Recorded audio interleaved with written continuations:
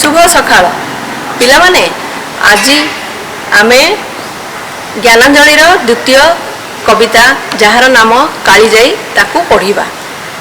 एथिरे गोटे झियो केमिति शाशुघर को जाउछि आ ता मनरे जो भावना ता मनर जो उद्वेलन ताहा एठी कवि प्रकाश करिसेंति। आस आमे एबे कालीजाई पढ़िबा। आस पिलामाने आज आमे ज्ञानांजलिर कवितार द्वितीय कविताटी कालीजाई जे कि गोदावर्ष मिश्र लिखिछंती ताहाकू आमे पठन करिबा। कालीजाई कविताटी कविकर अलेखिका ग्रंथरु गृहीत।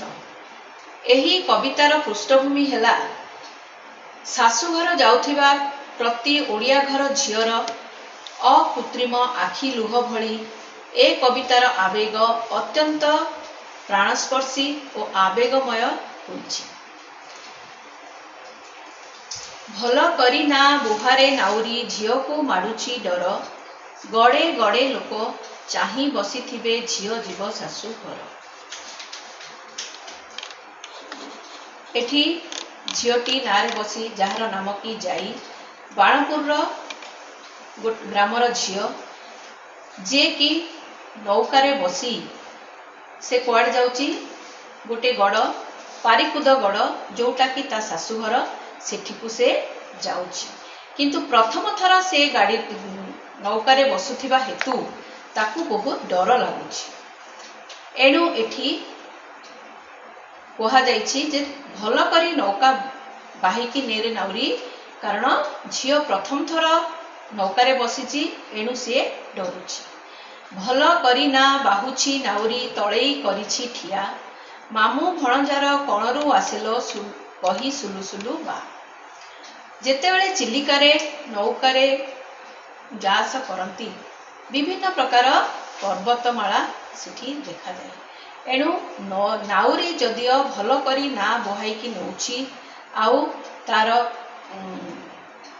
तळे ठिया करिछि आउ सेतेबेले मामू भणजा पहाड़र कणरू सुलु सुलु बा धीरे धीरे बा पवन बहुछि। दिन 10 घड़ी हेलाणी टी आसी खरा मारे चाई चाई 5 कोस बाट जीवाकू अछिलो बेल तो पाइब नाही। नाउरीर चिंता 10 घड़ी हेलाणी दिनर से माने भोरु भोरु बाहरी किंतु एबे धीरे धीरे खरा टाण हेलाणी आउरी 5 कोस से मानकू जीवाकू अछि बेल पाइबनी। सेई चिंतारे नाउरी तार नौका चलई चलीछि। नाउरी बाकुड़ा कात मारू अछि उदासे गाउछि गीत ना उड़ी जाए पवन प्रायलो जना न पड़ई बाट। नाउरी बिचरा नाउरी से तार कात मारी उदास रे गीत गाई गाई से नौकाटी को बाही चलीछि। माँ भौणी को साथी संगातंकु झियो जे आसीछि छाड़ी नारे बसी से तांकरी कथालो हुए निरंतर भाड़ी। माँ भौणी साधारणतः झियोटी निज बापा माँ भाई भौणी साथी सांग साथी समस्त को से ता गाँ रे छाड़ी आसीची आउ से एकुटिया कुआड़े जाउची शाशु घर को जाउची। एणु से जो नौकारे एकुटिया बसी से सेमानक कथा खाली स्मरण करुची निरंतर माने अविरति भावरे बा तुहाई तुहाई से तांकरी कथा ही मने पकाउची। माँ भौणीए साथी संगात से रहिले दूरस्थे काहीं परते नहुची आउ की दिनलो फेरी से देखिब जाई। माने से बे ए नौकारे बसिकी भाबुची जे से सेमानकू छाड़िकी आसी काहाकू माँ भाई भौणी सांग साथी समस्त को से दूर रे छाड़िकी निज गाँ रे छाड़िकी आसीची। एणु परते नहुची माने से भाभी पारुनी जे आउ दिने हुए तो तांको संगे तार देखा हबो कि नाही। कारण साधारणतः आग काल रे झियो माने जेतेबेले शाशुघर को जाउथिले सेटा तार निजर घर आ सेठी से रहउतला से आउ ताको फेरिबाकू दिया जाउ नथला। एणु से मध्य चिंता करूची हुए तो से आसी से मानकू देखि परिबो नाही। ना चली अछि पवन समाने मुहूर्ते न थाई थय न हुए थय ଚିହ୍ନା ଯେତେ ତାର ବଣ ପାହାଡ଼ ଲୋ ଅନାଇ ଦେଖନ୍ତା ଝିଅ। ନା ତାର ସୁଅରେ ଚାଲିଛି, ପବନ ତାକୁ ବହି ନେଉଛି, ମୁହୂର୍ତ୍ତେ ମଧ୍ୟ ଥୟ ମାନେ ସ୍ଥିର ହେଇକି ସେ ରହୁନି, ସେ ତା ବାଟରେ ଚାଲିଛି। କିନ୍ତୁ ଝିଅଟିର ଇଚ୍ଛା ଯଦି ନୌକାଟି ସେଠି ଟିକେ ରହିଯାଆନ୍ତା, ତାର ଯେତେ ଚିହ୍ନା ପାହାଡ଼ ପର୍ବତ ସେଇ ବଣ ଜଙ୍ଗଲ ସେ ଟିକେ ଠିଆ ହେଇକି ଅନେଇକି ଦେଖନ୍ତା, ମାନେ ଠିଆ ହେଇକି ସେ ଚାହାନ୍ତା। ଆଉ କ'ଣ କରନ୍ତା? ଘଣ୍ଟ ଶିଳା ଶିଖେ ଚାହିଁ ସେ କହନ୍ତା, ଦିଅରେ ମେଲାଣି ମୋତେ, ଭେଟ ଆଉ ଦିନେ ନୋହିବ ଜୀବନେ, ଯାଉଛି ଘୋର ବନସ୍ତେ। ଘଣ୍ଟଶିଳା ଗୋଟେ ପାହାଡ଼ର ନାମ। ତାରି ଉପରେ ସେ ଠିଆ ହେଇ ଘଣ୍ଟଶିଳା ଶିଖକୁ ସେ ଦେଖିକି, ମାନେ ଘଣ୍ଟଶିଳାର ଚୁଟି ବା ତାର ଅଗ୍ରଭାଗକୁ ଚାହିଁକି ସେ ଠିଆ ହେଇକି କହନ୍ତା ଯେ ହେ ପାହାଡ଼, ମୋତେ ଆଜି ବିଦାୟ ଦିଅ ବା ମେଲାଣି ଦିଅ, ମୁଁ ଆଜି ଯାଉଛି।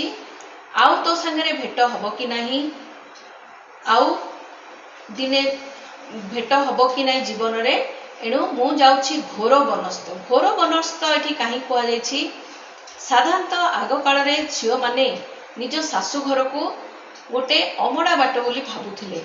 ଘୋର ବନସ୍ତ ଯାହାର ଭିତରେ ପଶିଗଲେ ତା ସେଠି ରାସ୍ତା ଅଛି କି ସୁଖ ଅଛି କି ଦୁଃଖ ଅଛି ସେଟା ଜଣା ପଡ଼େନି। ଏଣୁ ଘୋର ବନସ୍ତ ସହ ସେ ଶାଶୁ ଘରଟିକୁ ତୁଳନା କରିଛନ୍ତି, ଯୋଉଠିକି ତାର ଅନିଶ୍ଚିତ ଭବିଷ୍ୟତ। ଏଣୁ ସେ ସମସ୍ତଙ୍କୁ କହିବାକୁ ଚାହୁଁଛି ଯେ ମୋତେ ବିଦାୟ ଦିଅ ବା ମିଲାଣି ଦିଅ, ମୁଁ ଏବେ ଯାଉଛି ଶାଶୁଘର। ଶାଳିଆ ନଈ ତା ନିତି ଦିନ ସାଥୀ, ସୁଖେ ବୁଲୁଥାଏ କୂଳେ, ବେଳେ ଶୁଏ ତାର ସ୍ନାନ ସାରିଲୋ, ହସି ଲେଉଟଇ ଘରେ। ଏବେ ସେ ତାର ଯାଇ ତା ବାଲ୍ୟ ଜୀବନ କଥା ମନେ ପକାଉଛି। ଏଇ ଶାଳିଆ ନଦୀ ଆଉ ଏଇ ପାହାଡ଼, ଏଇ ଘଣ୍ଟଶିଳା ପାହାଡ଼ ଆଉ ଶାଳିଆ ନଦୀ, ଏଇଟି ହେଉଛି ତାର ନିତିଦିନର ସାଥୀ।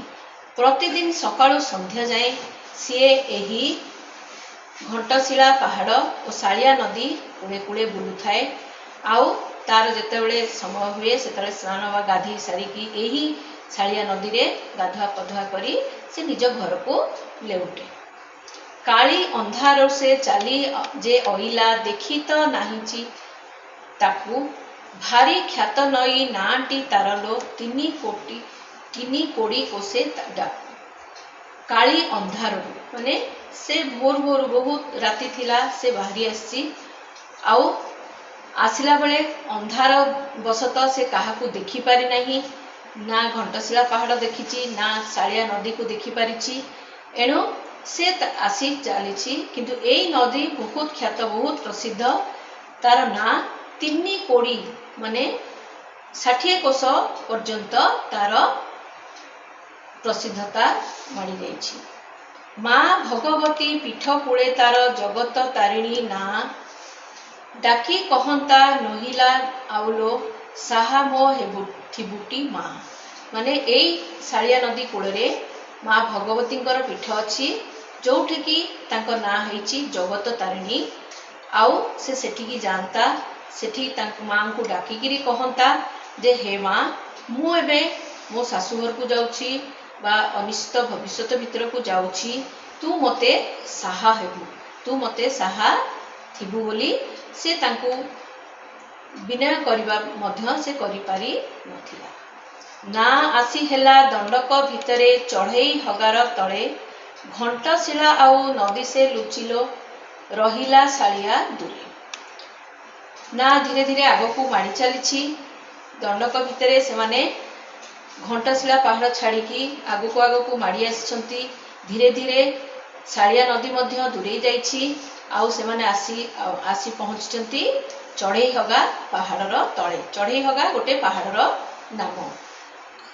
ଘଣ୍ଟଶିଳା ଆଉ ଦେଖାଯାଉନି, ସେ ଦୂରରେ ରହିଯାଇଛି। ଆଉ ଶାଳିଆ ନଦୀ ମଧ୍ୟ ଦୂରେଇ ଯାଇଛି।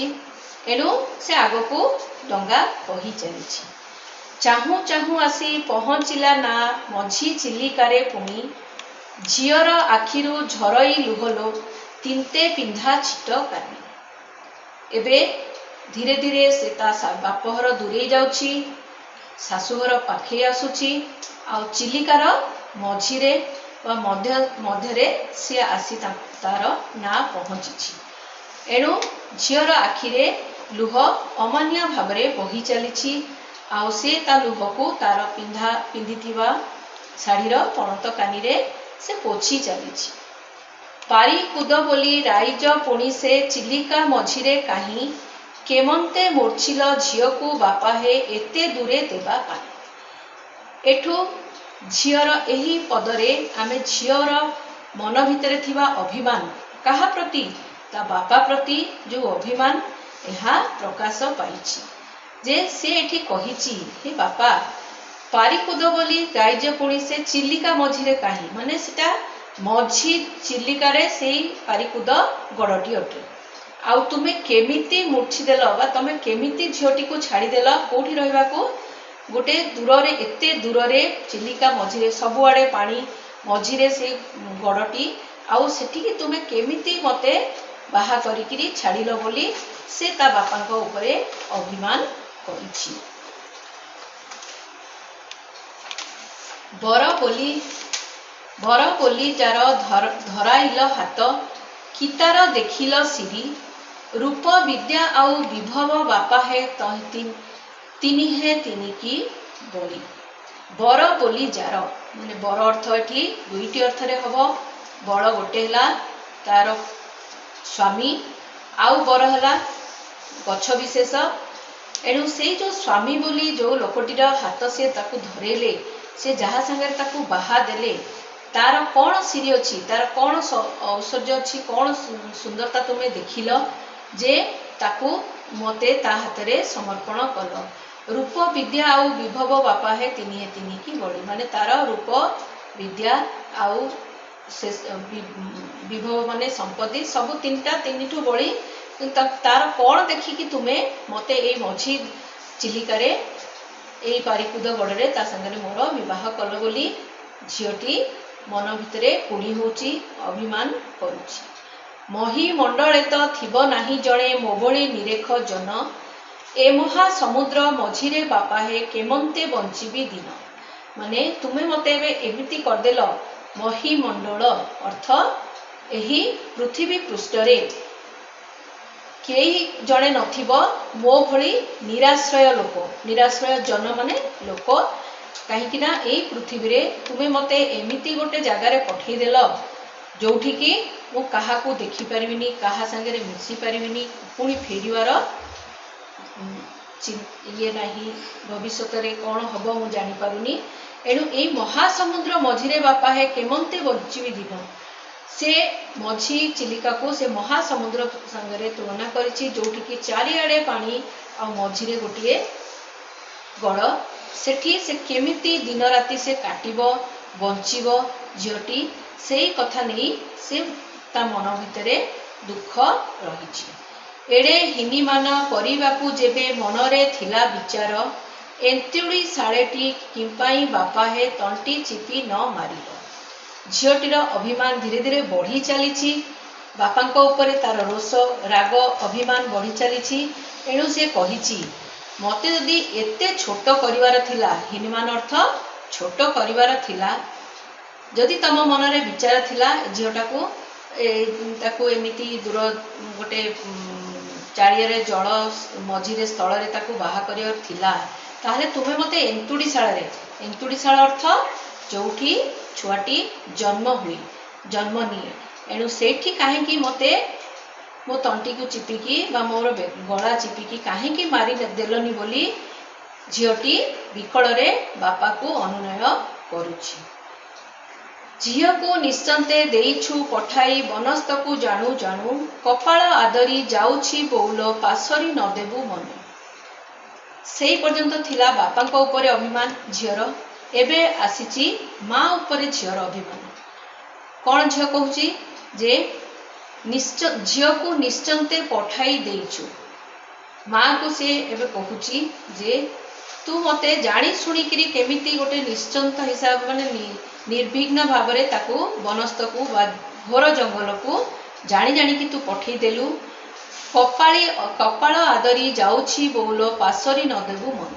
ଏଣୁ ହେ ବୋଉ, ଏ ମା, जहा होची हो मो कपाल जहा थिबो मु जहा भोगिबाकू थिबो मु जहा भोगिबी सेटाकू मु आदरी मु एबे जाउची किंतु तू मते तो झियो बोली केबे हेले मनरू पासरी बा भूली न जीवु ना उड़ी जाए पवन समान नाही क्षण हुए थय झियो बसी अछि तुनुई होई लो नेत्रु बही जाए लुह ना तार चली उड़ी चलछि माने चली पवनर अनुरूप से चली आ झियो एते कथा मने पकई पकई नारे बसी आ तुनी हेकी बा शांत हेकी बसी किंतु नेत्र बा आखिरु तार कौन होची अनवरत लुह गड़ी चली ना चली अच्छी पवन समाने न माने पानी पथर न माने पानी पथर तुनी पुओ जाई न कांद आउलो एई दिसिलाणी गड़ एबे ता बापा ताकू कहउचंती जे हौ झियो तू एबे बसे चुपचाप बस ना चली पवन अनुकूल रे चली एणु से पथर बा पानी कोठी खाल कोठी माने से आउ मानुनी चली आग को माड़ी चली एणु तू तुनी हेकी बसे आउ कांदेनी कारण एबे सेई गड़ देखागलानी जोठी तोर विवाह करा जायछि तो शाशुघर बा पारिकुद गड़ एबे देखागलानी एणु आमे निश्चिंत हेकी रह आमे एबे पहुंची जिबा। अच्छा आज तो समय हो जाइछि आउ आमे काली पढ़िबा आउ बही रे जहा सबू अंडरलाइन करा जाइछि सेगुड़िक देखी तार मीनिंग सबू लिखि रखी आउ किछिटा क्वेश्चन आंसर जमिति पृष्ठभूमि कौन काली किए से कोठी को जाउथिला ता शाशुघर ना कौन एगुड़िक सबू मने रखि लिखि okay see you next class.